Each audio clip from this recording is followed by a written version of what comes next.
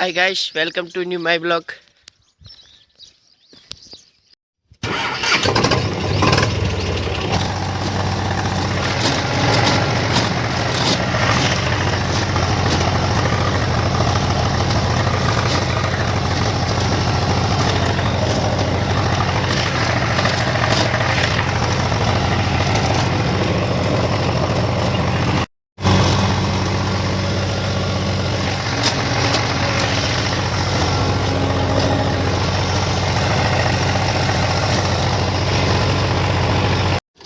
Tractor फंस गया।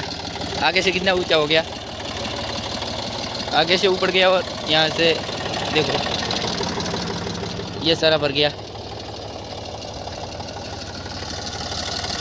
अंदर चला गया, घुस गया ज़मीन के अंदर। यहाँ पे पानी गया था इसलिए।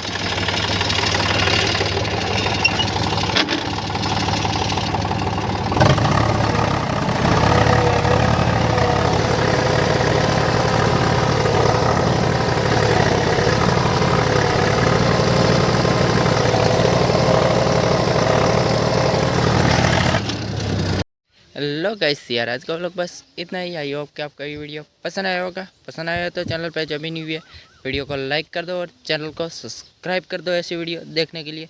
मिलते हैं फिर से कल न्यू व्लॉग पे। टाइम स्कोर पेटिंग, बाय बाय।